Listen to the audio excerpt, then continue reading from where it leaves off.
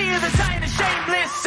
I see you the aimless. I don't want to be one of the nameless. I'ma wake up with the mindset that one day I'm gonna make it. And I don't think I'll be fine if I don't break my limitations.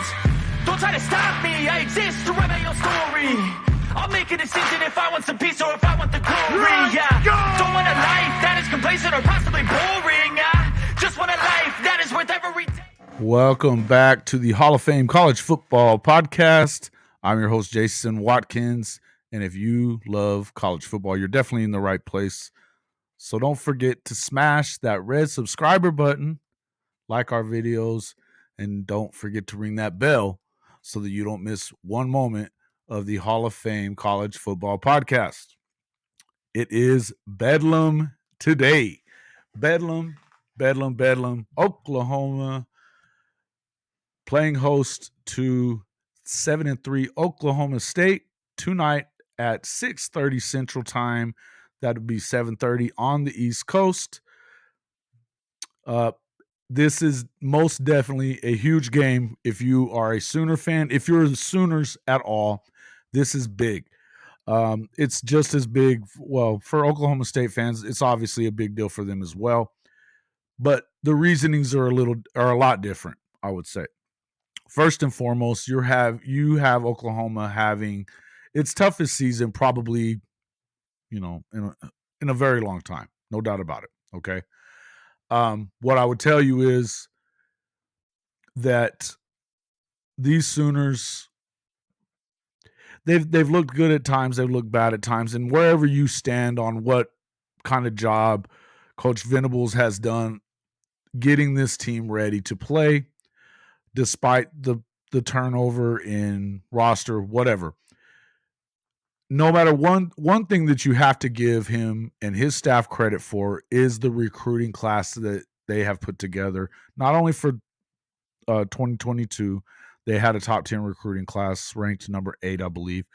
But right now they have the number 7 ranked recruiting class in the country for 2023, National Signing Day coming up in February. Now, what I would tell you is this is a huge, huge day, but not necessarily that, okay, would it be great to win? Absolutely. Let me tell you why. You are looking at as many as 6 5-star prospects that will be in attendance. 3 of them, there's 16 2023 prospects in attendance tonight. 3 of those are on official visits, 2 of which you would hope that you could flip. Another unofficial visit is another big flip candidate, and I'll tell you a little bit about it. Starting off, though, David Hicks, defensive lineman, a guy out of Houston, 5-star. He's one of the top-rated defensive tackles in the country. A guy that, everybody thought was already going to be in the fold here. He surprised everybody, taking the offer from Texas A&M a few months ago, I think. But that being said, he will be on his official visit. He never wavered off of going to take it at some point anyway, along with another Texas A&M commitment in 4-star linebacker Damian Sanford as well. Also in attendance would be defensive lineman Ashton Sanders, who from California. He's another big-time. This is another big-time move for the Sooners as well. He's only rated as a 3-star, but if you have seen him on film, you know that this guy can. Well, he jumps off the screen when you watch him. He's a monster. He's 300 pounds. He has high energy, plays like a dog. Big dude, man. And a guy that can really, he's going to be able to make some noise. Now, on an unofficial visit, coming in with quarterback Jackson Arnold, 5-star quarterback, one of the top-rated quarterbacks in the country, the winner of Elite 11, who is firmly committed to the Sooners. You also have his teammate at Denton Guyer, Peyton Bowen, coming in as well. This is another one of the best players, period, in the country. He is a Notre Dame commitment, 5-star player as well, but he and Jackson Arnold are leading that Denton Guyer team to what looks like is going to be a state championship run. They lost to Colton Vasick's Austin Westlake a year ago in the championship game, but they are playing in different divisions of the UIL playoffs this season. So you will probably not, they will not play against each other again. And they definitely look like the team to beat. Not only that, another opportunity to flip him is the fact that his girlfriend, Peyton Bowen's girlfriend, is committed to the Oklahoma women's soccer program. So she's going to be will be in Norman next season. That's a good option. He has apparently stayed pretty firm in his commitment to Notre Dame so far. But when you're quarterback, and if you go win a state championship, you got an opportunity there. Also, Hicks, and when it comes to Hicks and Damian Sanford, I mean, they're committed to a dumpster fire at the moment. It's a sinking ship that even the guys that are already in the fold there, speculation is that everybody's leaving. We'll see what happens whenever all is said and done. But Jimbo Fisher is having a really tough time, obviously at 3-7. They just lost to Auburn, who's already fired their coach. And, it doesn't look good. Now, A&M owes Jimbo a lot of money, but why would you sit around for a sinking ship if you don't have to? And these guys don't have to. Hicks was one of those guys. He was a big surprise. Now, what I want to get into, though, is this. The general consensus around the program right now, and there's been so much clamoring anyway about this awful season that Oklahoma's had. There's even been some people going so far as to let's fire Venables right now. There's a lot of that going on YouTube. There's a ton of it that happens on Twitter every day. I think that's asinine. Now, what I would tell you is this. Am I excusing everything that Coach Venables and his staff have done this season in their preparation of getting these guys prepared? No. I think that he is not above question for what he's done. And I've said that, okay, for the way that this team has played. Now, at some point, I will tell you this, that I still believe that at some point it is on those players to find a way to get it done and to do the right things, not to be making the mistakes that they make on a week-to-week basis, particularly in these games that are one-score losses, games to, K-State game, one-score loss, you gave up, 500 yards of offense to a running quarterback that doesn't really throw well. And then the Baylor game, having 3 turnovers was part of it. The other part was you gave up 300 plus, almost 400 yards of rushing to the Baylor offense without its best running back in the game. Okay.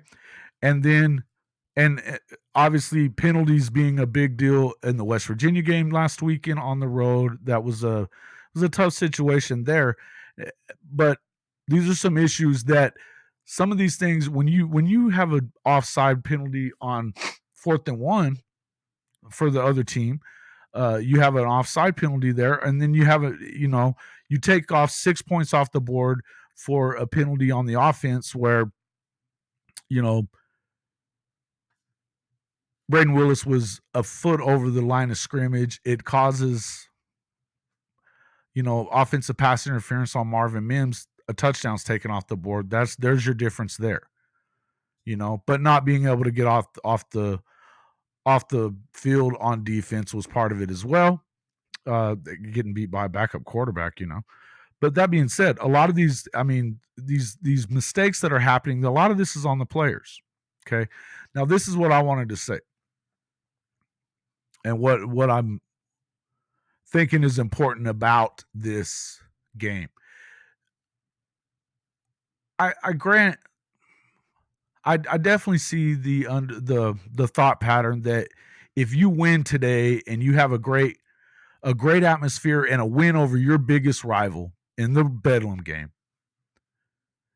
and then at a time that you feel like, I mean, if you're listening to a lot of OU fans that they're not expecting a win here, what I would tell you is it important that you get a win. I think that it is. I think that it would be great to have a win. I don't think it hurts anything. But there's another thought. There's another direction of thought that's in play here as well. And this is what I want to really think. I feel like the most important thing about this football game today, again, you have guys that are firmly committed, like Jackson Arnold, PJ Adebawari. These are guys that no matter what has gone on during this season, they have stayed steadfast in their commitment to this program, to Coach Venables, to Coach Lebby. If you're Jackson Arnold, he loves that offense. He's not going anywhere. And on top of that, they also believe that they know that Oklahoma is a premier program.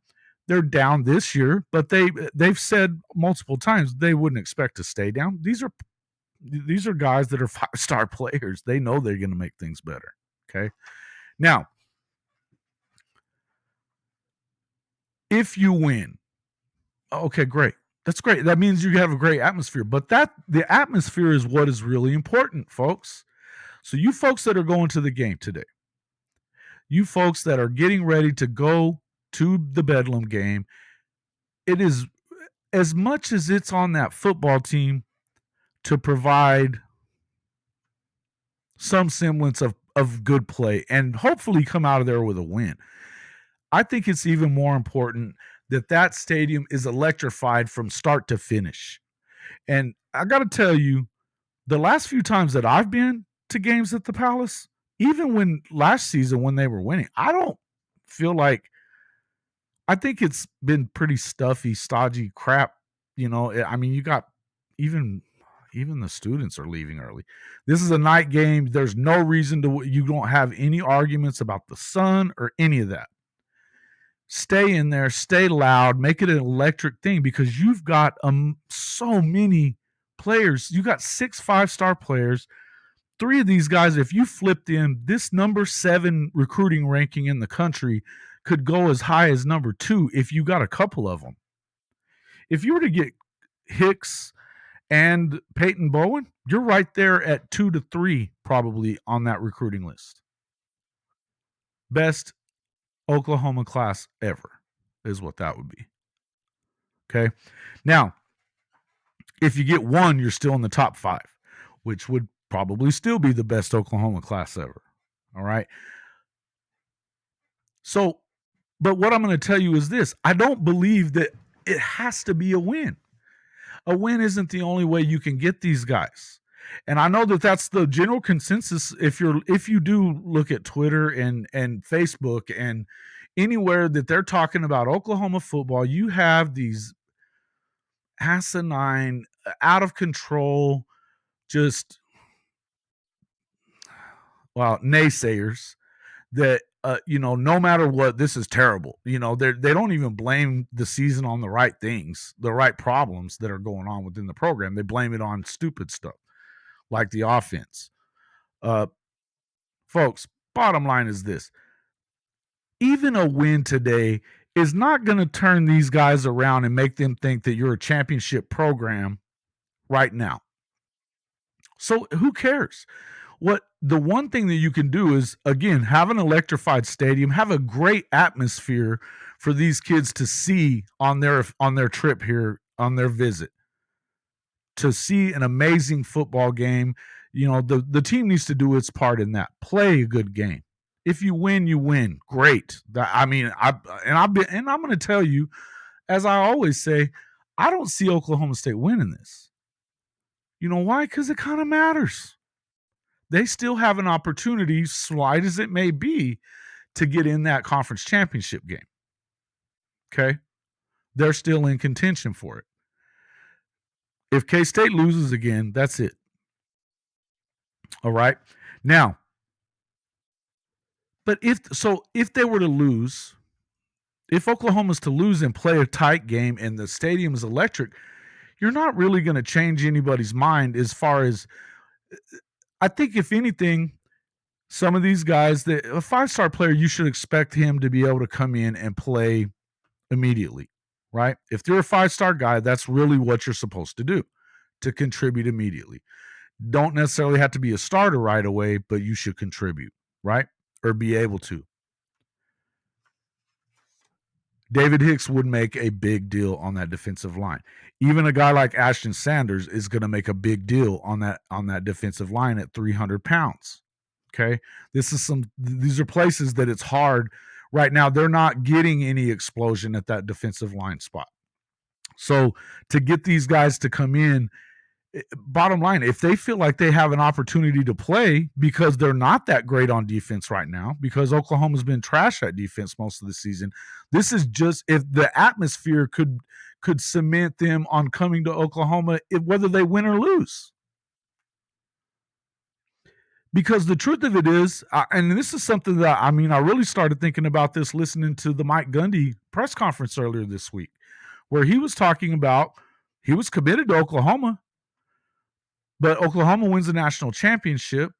They've got the number one option quarterback in the country who was a freshman in that season. He wasn't going to get to play anytime real soon, at least probably for 3 years. It was a better situation for him to go to Okie Light. His brother ended up coming to Oklahoma, but that's something you got to think about, is that when you have a guy that does what he's doing, look, those kids are like that. What do you think they're like today? They're even more so. They want to come and play immediately. A lot of these guys, when it comes to quarterbacks, they're liable to transfer right out. But if you're a 5-star guy like David Hicks, like Peyton Bowen, and you don't get an opportunity to start right away, you might just transfer because you're a 5-star player and you can't. But knowing that, okay, we got an opportunity to come in here and play right away because they're just not real good on defense, it may mean that the only thing that's going to matter today is how the atmosphere is for their recruitment trip. That's it. Show these kids love while you see them today. Show them love. And no matter what happens in the game, stay in it, be behind this program, and you might just flip one or two of these guys that are going somewhere else and turn this into one of the best recruiting classes of all time, whether or not you win the game. Now, what I will tell you is they do need to win one of these last 2 games, okay, to get bowl eligible so that they have those extra 15 practices that you wouldn't get otherwise, okay? They need to do that. I feel pretty good about them doing that at Tech. It's been a while since Tech's beaten them. I would suspect that they can, all right? Now, is it guaranteed? No, it's not. I feel like Oklahoma State loses this game either way. I've been saying this all year. The more the game means, the less I believe in Mike Gundy and Oklahoma State. I've said that forever. Because they come up small whenever they need to have a big game. Not only that, Spencer Sanders, if he even plays, might be at 50, 60%, 65, 70 is what, I heard somewhere earlier. Okay. Now, what I will say is, hurt or not hurt, I think the things that, with him being hurt either way, I think that what he'll be able to do well is what the Sooners don't do well on defense, is stopping the quarterback that can run. The off-script plays, things like that. So that's concerning. Now, if he doesn't play, I can't imagine Oklahoma losing because Gunnar Gundy didn't look good. And the other guy, Rangel didn't look very good the week before that either. To have to come in under fire in the not having started any games other than one each, to have to come in and be expected to win the Bedlam game, that's a tough ask. It's a tough ask. my guess is that you're going to see Spencer Sanders. So it's going to be a good game. Their defenses look good. They've got a good running game, and we struggle with the run game. But that's not necessarily a terrible thing. So, folks, keep that in mind. Before you go crazy about whether they win or lose, just remember, if you do your part in the stands, if you electrify that place, it's a night game. There's no excuses for leaving the stadium and going underneath because it's hot. None of that kind of stuff. Or being that stuffy, whatever, old guy that's in the stadium. You folks get behind this program. If you do that, you might get some flips. It's not as big of a deal to win this. I don't believe that it's a must-win game. I do not. I believe that it's very important to have a great atmosphere and play well, but I don't think it's a must-win. And that's just my thoughts on it. Folks, if you like the content that we bring you week after week, please don't forget to hit that like button, subscribe. We are on our way to 1,000 subscribers, but we're not there yet. We need more people to hit that red button. Okay. We need more people to hit that red button. We have hit our watch. We're 1,000 hours over our watch hours that are necessary to be fully monetized on the YouTube platform. Please don't forget to hit the subscriber button and share us with your friends that love college football, love the Sooners, love the Big 12. We're doing a lot of lately we've been doing a ton of collaborations with other podcasts around the Big 12. I expect to do some more of that. Had a great video that we got to do with JP from the JP and Trav show a couple weeks ago, last week actually. Enjoyed that. I've been doing a lot of work with the Lone Star college football guys. That's at Lone Star _CFB. Or if you're wanting to check out the JP and Trav, all you got to do is it's at Indy Sooner on YouTube as well. Go check those guys out as soon as you can.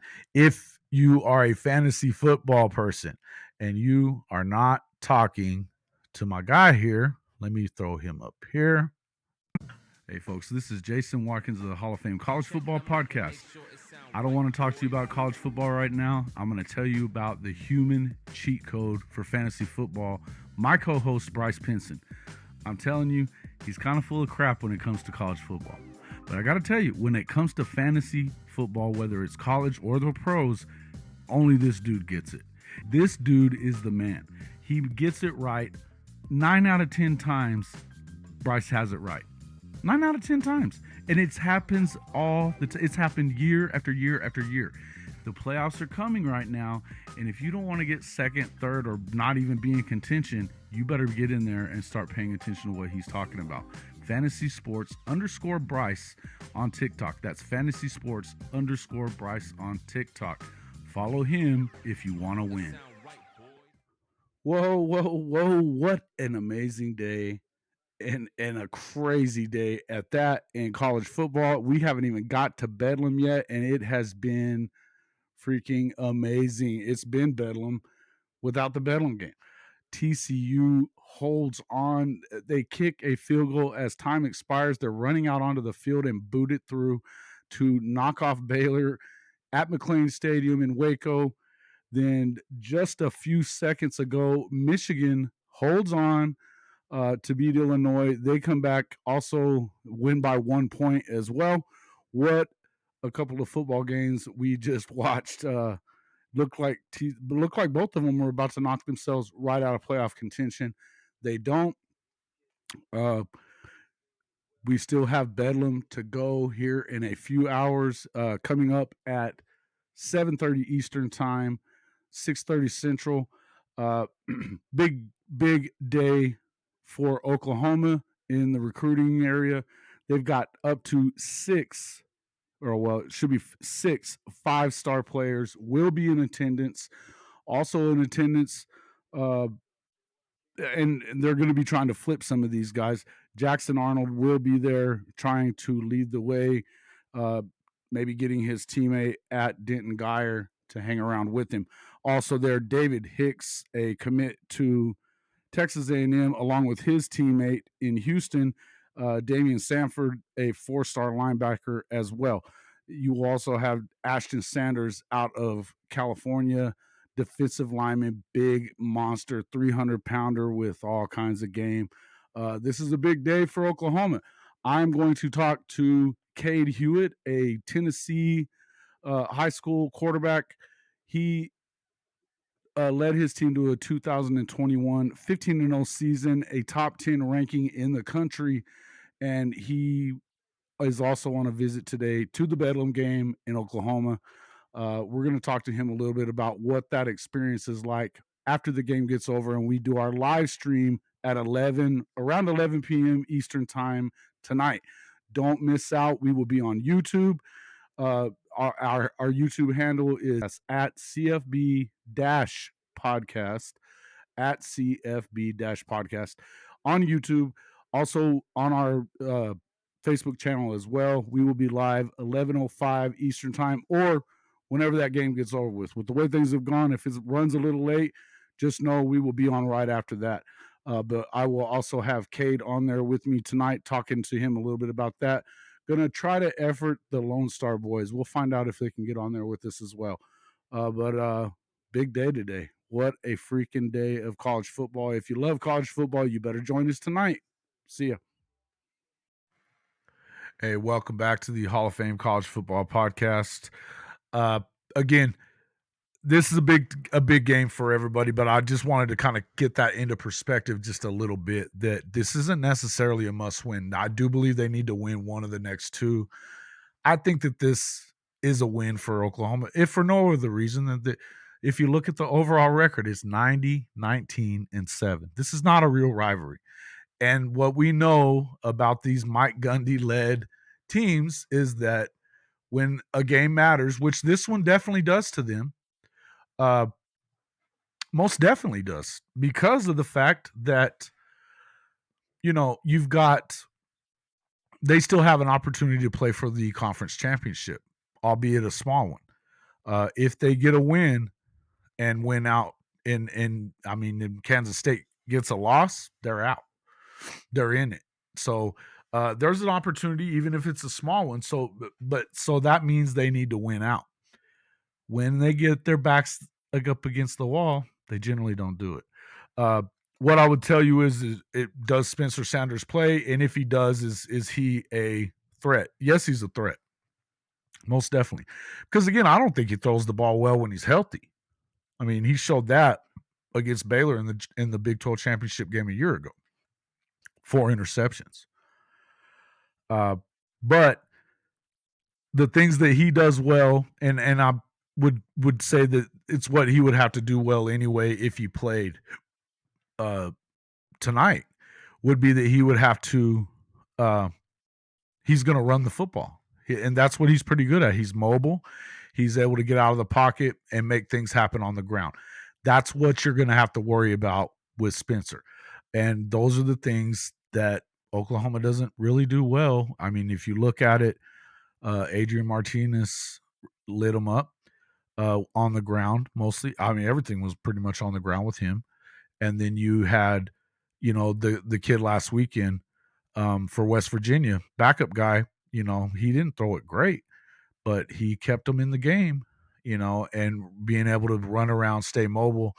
And of course, they were helped out by some stupid mistakes. That's what Oklahoma really can't afford to do if they want to win this game. And again, the reason that you want to win this game isn't necessarily about these recruits. It's more about getting bowl eligible so that you can play, or you've got 15 practices that you wouldn't have otherwise. That's important for a program that's rebuilding, which is exactly what Oklahoma is doing. But again, don't get so caught up in whether they win or lose tonight. It would be great if they won. But if they lose and you have an electric crowd there and the atmosphere is fabulous and they play a close game even, you could entice those guys to come the other way by saying, listen, you're going to get an opportunity to play right away, which is what a lot of these guys want to hear anyway. The money's going to be there for these guys in NIL. When you're a 5-star player, you're going to get your money, okay? This is a blue blood program. They're going to get them paid, all right? But to make a flip from a guy like Peyton Bowen, that's a big deal. If you can get him, I'm sure his girlfriend will be there. He's got his quarterback there. You show him something, that's a big deal. And these kids are going to help you with the recruiting. Look at this atmosphere. Check this out, man. Can you imagine being down there on that field right now in this game? That's what you need. That's what you need.